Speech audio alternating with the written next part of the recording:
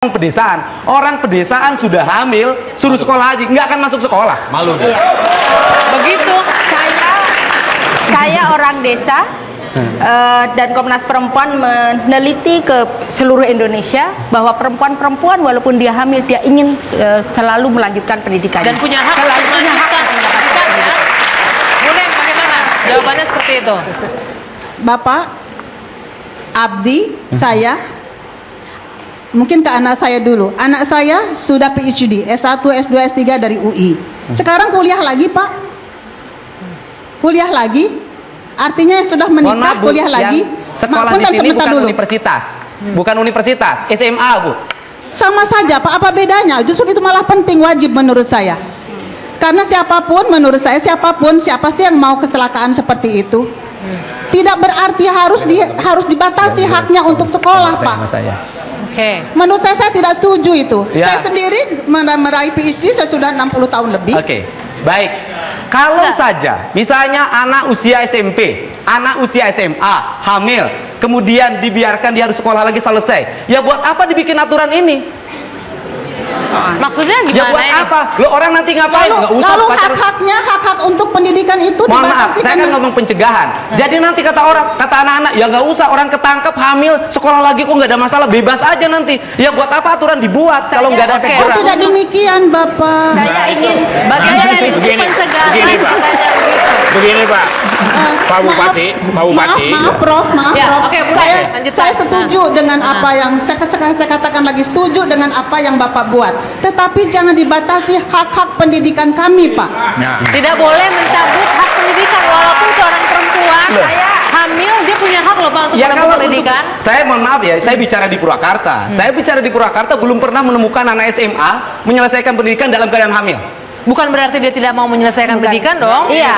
Andai kata dia nggak akan mau ke sekolah lagi. Begini Pak. Anda sudah survei langsung Menurut saya, gitu. Pak, masuk sekolah yang itu kelas C atau apa yang kelompok itu. Saya kan ngomong dulu, kan belum selesai. Pendidikannya bisa diselesaikan di bukan sekolah formal. Dia bisa menyelesaikan lewat paket A, paket B, paket C, nggak ada problem. Oke, Mbak Yuni, bagaimana sih Kang? Setelah 1 tahun gubernur? Ada yang disebut dengan popularity dan disebut electability. Ya kita tinggal ngukur diri aja, electability kita kemana, popularity kita siapa yang kemarin. Selesai kok, gampang. Jawa Barat. Iya, tinggal dilihat aja nanti betul nggak di Jawa Barat saya memiliki electability dan popularity yang cukup. Bergeser kan nggak identitas dengan kita bicara sekarang nih agama? Enggak. Dari mana bergeseran? Enggak. Yang membuat bergeser kan sebenarnya diri kita sendiri. Atau misalnya paham. Kalau paham sih dengan apapun bisa digeserkan. Jangankan dengan identitas kebudayaan, dengan negara aja paham bisa diaduin kok. Nah, karena saya ingin membangun kembali identitas itu, memberikan kesadaran bahwa bangsa besar itu bangsa yang dibangun berdasarkan identitas kultural. Itu sebenarnya di mana-mana sih kan? Iya. Nah, dari situ spirit harus dibangun kan. Spirit kemajuan bangsa itu kan 4. 1 bahasa, 2 makanan, 3 pakaian, 4 estetika, kesenian. Nah, semuanya ini dulu, budaya kan? Iya, budaya. Nah, kalau keempat-empatnya dibangun dalam spirit yang sangat kuat, maka nanti akan ada kepercayaan diri, trust masyarakat. Kalau sudah ada trust masyarakat, secara otomatis penduduknya 46 juta, nggak usah juga bicara persoalan dijual keluar. Kebudayaan dibeli oleh rakyatnya sendiri aja udah cukup.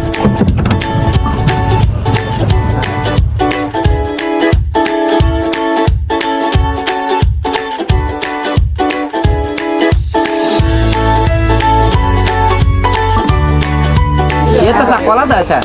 Acan, Pak. Kunang tadi sekolahkeun. Kunang tadi sekolahkeun. Nek sekolah masih. Arek, awas mun teu sekolah kurang masih na cicing hiji. Ya udah nanti Januari masuk sekolah. SD mana nu caket di dieu? Payung Negeri Ya Kala. udah dimasukkeun sana sekolah. Siap. Terus kunaon sok sina menta-menta budak? Sirang Pak. Kirang ieu makanan Pak, ieuna. Nah, ayeuna ibu damel naon? Kedamel. Tidak mah Pak. Kunaon teu damel? Nuju milarian buku Pak. Kan biasa kuli di pasar. Ngestrika Pak nyuci. Jika bapak Di bangunan minum bapak ayah aja. Bangunan seorang kuli bangunan sabruk-abruk di Purwakarta ini. Pak kuliah dia, wah proyek turun-turun. Bang Hawaii Pak naon we damel. Udah dimasukin DKP tenaga kebersihan. Tenaga kebersihan. Dek, Kalau sekolah fotonya yang tadi malam ada ya? ntar jadi orang keren loh. Jadi anak ini itu minta-minta Nggak di boleh pinggir jalan karena dituntut oleh orang tuanya harus setor 30.000. Harus menghentikan. Sekarang orang tuanya kita angkat jadi tenaga kebersihan biar anaknya nggak minta-minta lagi dan anaknya harus sekolah. Oke, kabeh dipangmelikeun, bajuna, sepatuna, kantongna ke ku Pak Camat. Siap. Nya. Nya. Guys, lamun menta-menta deui di bulldozer kurang imahna. Ya. Ya, guys. Ya. Salim. Ya. Jadi solusinya diangkat jadi tenaga kebersihan, petugas kebersihan kota. Sekarang kita lanjut kemana lagi nih Pak? Kita ke arah Sukasari jalan yang dibangun itu. Oh yang katanya 50 tahun nggak ada. 50 tahun itu jalan. Kang Deddy ini mempunyai pemikiran yang sedikit keluar dari box lah, out of the box. Musuhnya banyak gak sih Kang? Iya, sebenarnya bukan musuh ya. Orang yang mengkritisi kita ini banyak. Kenapa dikritisi? Padahal sebenarnya membangun ya karena dianggap bertentangan dengan tradisi yang mereka miliki. Solusinya gimana Kang? Ya solusinya ya pertama ya tentunya kita hormati pendapat itu. Yang keduanya kita tetap berjalan sesuai dengan real nilai-nilai yang kita miliki karena kita ini adalah memperjuangkan kesejahteraan publik. Banyak orang yang menjadikan gitu loh sensitivitas agama itu menjadi sebuah tata kelola dalam bidang politik. Jadi sekarang ini yang terjadi di Indonesia dengan krisis identitas itu berarti? Iya, krisis identitas. Jadi gini lah, kalau partai yang memiliki simbolisasi agama pasti mengelola simbol-simbol agama itu secara optimal. Perlu nggak sih politik dan agama disatukan? Ya politik itu kan ruhnya harus agama. Gitu? Iya dong, ruhnya itu. Ruhnya harus agama, yaitu mengajak pada kebaikan. Agama itu kan ageman ya, sistem nilai yang mengajarkan tentang kebaikan, kejujuran, keadilan. Ya politik harus berbasis agama, berbasis kejujuran, berbasis keadilan, berbasis humanisme. Tinggal perilaku politik yang beragama. Bisa jadi ada yang di partai bukan agama, bisa jadi ada di partai agama, tergantung pada manusia. Kang, cerita sedikit dong. Masa kecil kayak apa sih Kang? 9 bersaudara. Bapak saya pensiunan tentara prajurit, pangkat yang paling rendah dalam tentara. Oh gitu? Pensiun dalam keadaan sakit umur 28 tahun. Ibu saya nggak tamat SD. Sekolahnya cuma sampai kelas 1, nggak bisa baca, nggak bisa tulis. Tapi kenapa? Kayaknya kok pinter tapi, banget. Ibu, ya bapak saya pintar, walaupun sekolahnya hanya sampai SR ya bapak saya, kelas 3. Tapi termasuk untuk masa zamannya itu termasuk yang pintar. Saya dididik oleh ibu saya bekerja. Karena ibu saya bekerja, karena kan harus gantiin posisi bapak. Nah kalau oleh bapak dididik intelektual, pemahaman, wawasan, segala macam, sehingga dua-duanya ada dalam diri saya. Asli orang Enggak, Sunda? saya Subang. Subang. Aslinya dari Subang. Awalnya bisa terjun gitu gimana sih? Ya, kan? Gila, gede juga danaunya ya?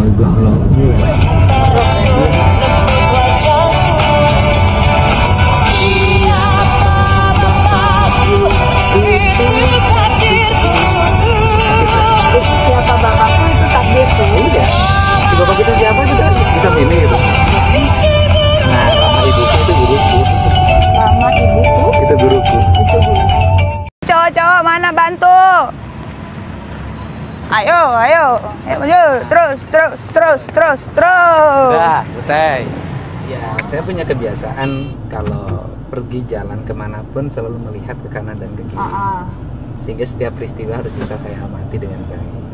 Membudayakan masyarakat dan mendidik masyarakat untuk mencintai kotanya, lingkungan, dan juga budaya. Di antara saya membangun daerah itu yang paling berat justru membentuk karakter Manusianya. Nah, memang Indonesia ini agak unik. Memang pemimpin yang pertama itu harus berani mengambil keputusan dengan cepat.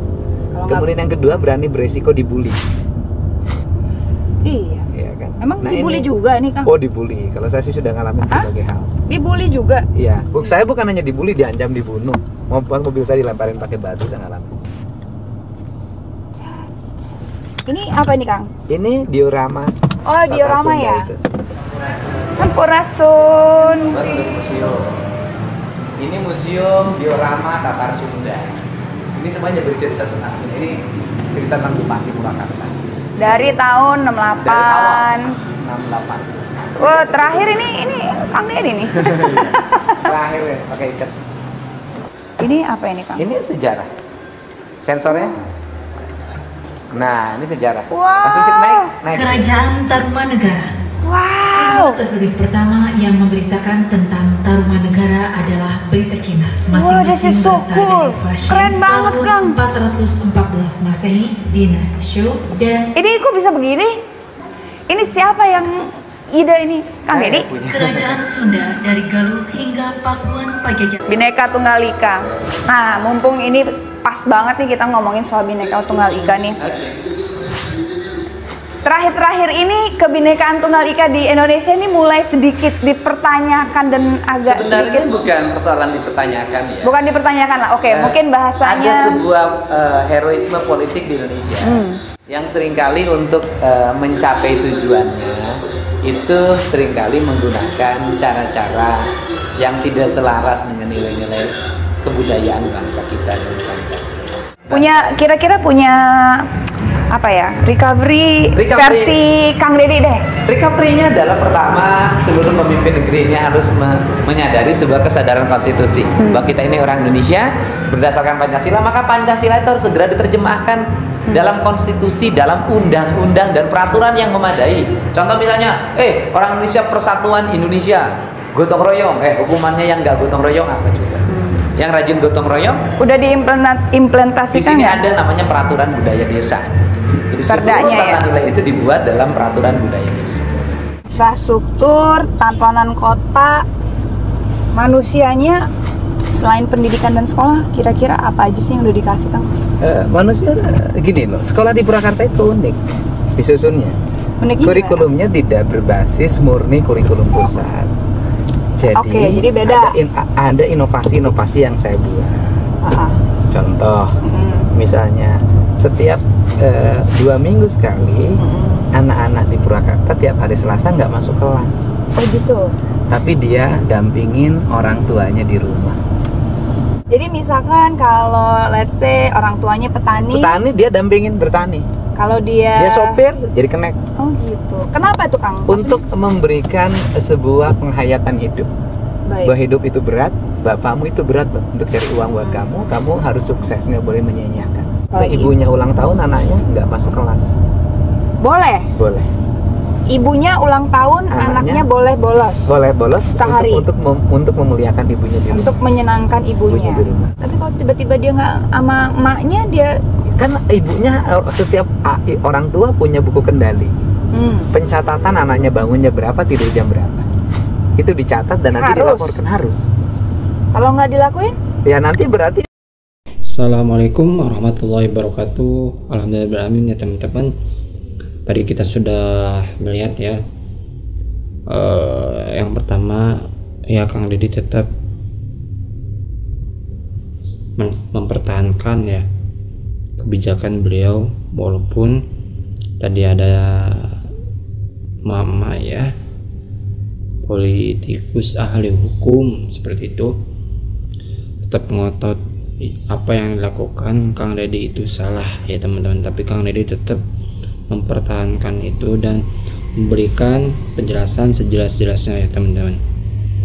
Dan tadi pun ya Kang Deddy Mulyadi ya bersama ya artis terkenal yaitu Luna Maya ya teman-teman ya.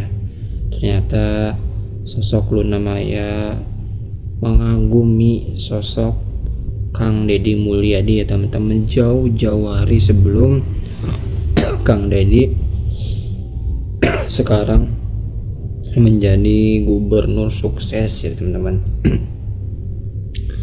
Jadi ya Luna Maya mengakui kehebatan Kang Deddy Mulyadi ya, yang mana kebijakan Kang Deddy Mulyadinya begitu nyentrik ya, ataupun berbeda dengan orang lain ya teman-teman. Itu yang membuat Luna Maya ya ingin kenal dengan sosok Kang Deddy Mulyadi teman-teman. Ya baguslah ya ketika para artis pun ikut mendukung Kang Deddy Mulyadi ya teman-teman. Ya kita terus ya doakan semoga Kang Deddy sehat selalu ya teman-teman, dan ya agar masyarakat terus banyak dibantu oleh Kang Deddy Mulyadi ya teman-teman. Oke teman-teman ya, itu dia video kali ini ya. Ingat sekelas Luna Maya loh, artis perempuan kagum dengan sosok Kang Deddy Mulyadi ya. Kita pun harus seperti itu. Kita harus mendukung kebijakan-kebijakan Kang Deddy Mulyadi yang sekiranya itu baik untuk warga teman-teman ya, untuk masyarakat. Oke, warga Jawa Barat harus bangga ya. Terima kasih, sampai berjumpa di next video. Assalamualaikum warahmatullahi wabarakatuh.